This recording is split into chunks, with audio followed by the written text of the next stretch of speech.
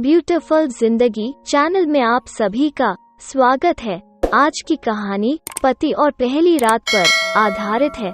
अगर आज की कहानी आपको पसंद आती है तो चैनल को लाइक, शेयर, कमेंट और सब्सक्राइब करना ना भूलें।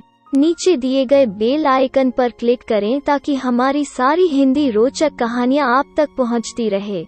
एक माँ जिसकी इकलौती बेटी की आज शादी है। माँ बेटी को वेडिंग गिफ्ट के तौर पर एक बैंक अकाउंट का पासबुक देती है तो बेटी अपनी माँ से पूछती है कि ये क्या है माँ। माँ कहती है कि ये मेरी तरफ से एक छोटा सा वेडिंग तोहफा है। ये बैंक अकाउंट का पासबुक है। यह तुम्हारे जीवन में खुशी के लम्हों को संजोए रखेगी। आगे जब भी तुम दोनों की जिंदगी में कोई खुशी का मौका आए तो अपनी तरफ से इसमें कुछ पैसे डिपॉजिट करना। जितनी बड़ी खुशी उतनी ज्यादा रकम और उसके आगे लिख भी देना कि आज ये खुशी का मौका है, इसलिए इतने पैसे जमा किए हैं। आज मेरी बेटी की शादी है तो मेरे लिए भी खुशी का दिन है, इसलिए मैंने इसमें 1000 रुपए भी डिपॉजिट करा दिए हैं और आगे डिस्क्रिप्शन में लिख भी दिया है कि आज मेरी बेटी की शादी है, इसलिए मैं 1000 रुपए इसमें जमा करती हूँ। बेटी को अपनी माँ का दिया गिफ्ट बहुत प्यारा लगा। बेटी जब अपने ससुराल पहुँची तो रात में सुहाग रात के सेज पर बैठी अपने पति का इंतजार कर रही थी। जब पति कमरे में आया तो यह बात अपने पति को बताई। पति को भी यह चीज बहुत अच्छी लगी और कहने लगा कि ये तो बहुत अच्छा तरीका है अपने जीवन में खुशी के लम्हों को फिर से याद करने का। दोनों अब इंतजार ही कर रहे थे कि कब इसमें अगला डिपॉजिट हो। दोनों नए नए बहाने ढूंढते थे पैसे जमा करने के। कभी पति का जन्मदिन तो कभी पत्नी का, तो कभी पहली बार शॉपिंग करने की खुशी में पैसे जमा करते थे। ऐसा करते करते उसमें काफी पैसे इकट्ठा हो गए थे। शादी को कई साल बीत जाने के बाद दोनों में कुछ दूरियां बढ़ने लगी। दोनों में छोटी मोटी नोक झोंक होनी शुरू हो गई थी। फिर कुछ दिनों के बाद झगड़े होने लगे। दोनों ने बात करना भी छोड़ दिया और एक दूसरे से खुश भी नहीं रहते थे। माँ को अपनी बेटी से मुलाकात किए हुए काफी दिन हो चुके थे, तो एक दिन माँ अपनी बेटी से मिलने के लिए बेटी के घर गई तो बेटी कहने लगी कि माँ, मैं अब और इस शादी में आगे अपना जीवन नहीं गुजार सकती। पता नहीं मैंने इतने दिन इसके साथ कैसे गुजार लिए। अब मैं इस आदमी से डिवोर्स चाहती हूँ। उधर पति भी कहने लगा कि मैं भी परेशान हो गया हूँ इसके साथ रहकर, मैं भी जीना नहीं चाहता। तुम्हारे साथ मुझे भी डिवोर्स चाहिए। माँ ने कहा ठीक है, तुम दोनों अलग हो जाना, लेकिन याद है मैंने तुम्हारी शादी के दिन तोहफे में एक पासबुक दिया था। बेटी पासबुक निकाल कर लाई तो उसमें देखा कि बहुत पैसे जमा हैं।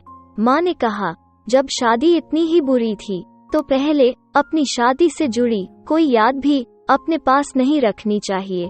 पहले इसमें जमा रकम को खर्च करना होगा, फिर तुम दोनों डिवोर्स ले सकते हो। दोनों ने कहा ठीक है और अगले ही दिन बेटी पासबुक लेकर बैंक जाती है पैसे निकालने के लिए। बैंक में पैसे निकालने वालों की लाइन लगी थी तो बेटी भी लाइन में खड़ी हो गई। अब खड़े हुए काफी देर हो गई थी। बेटी ने खड़े खड़े ही पासबुक खोली और देखने लगी कि इसमें कब कब पैसे जमा किए थे। बेटी को देखते ही देखते पता ही नहीं चला कि कब उसकी आंखें भर आई अपने बीते लम्हों को याद करके, जो उसने उसी पति के साथ बिताए थे जिसे वो आज डिवोर्स देने चली थी। बेटी बिना पैसे निकाले वापस घर आ गई और अपने पति से कहने लगी कि ये मुझसे नहीं हो पाएगा, ऐसा करो तुम ही जाकर इसमें जमा सारा पैसा खर्च कर दो। पति ने कहा ठीक है और पति बैंक जाकर लाइन में खड़ा हो गया। उसकी नजर भी पासबुक पर पड़ी और उन सारे खुशी के लम्हों पर पड़ी जो उसने अपनी उसी पत्नी के साथ बिताए थे जिसे वो आज तलाक देने चला था। अपने जीवन के सबसे हसीन लम्हों को याद करके पति की भी आंखें भर आए और वो भी लाइन से निकल गया। पति घर आया और पासबुक अपनी पत्नी के हाथ में दी तो पत्नी पासबुक में देखती है कि उसमें आज ही के दिन 5,000 रुपए जमा हुए हैं और उसके आगे लिखा है कि आज खुशी का दिन है कि मुझे ये एहसास हो चुका है कि मैं उसे छोड़ने जा रहा था जिसे मैं सबसे ज्यादा प्यार करता हूँ। मैंने फैसला कर लिया है कि अब बाकी की सारी जिंदगी उसी के साथ बिताना चाहता हूँ। यह देखकर दोनों की आंखें भर आए और दोनों गले लगकर खूब रोए और प्रॉमिस किए कि अब वो कभी नहीं लड़ेंगे। तो दोस्तों, यह कहानी उन सभी के लिए है जिनके रिश्तों के बीच में दूरियां आ गई हैं। वो पहले आपस में बहुत प्यार करते थे, लेकिन अब वो एक दूसरे के साथ रहना भी पसंद नहीं करते। अगर आपके रिश्ते में भी थोड़ी बहुत दरारें आ गई हैं, तो उन दरारों को भरने के लिए उन खुशी के लम्हों को याद करिए जो आपने एक दूसरे के साथ बिताए हैं। ये खुशी के पल आप दोनों में नई फीलिंग्स भर देंगी। आप दोनों के रिश्तों में नई जान आ जाएगी। इसलिए किसी भी रिश्ते को मजबूत बनाने के लिए अच्छे लम्हों को याद करना चाहिए, बुरे लम्हों को नहीं। तो दोस्तों, आज की कहानी आपको कैसी लगी?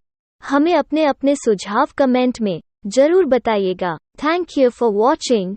Please subscribe my channel. Bye bye friends.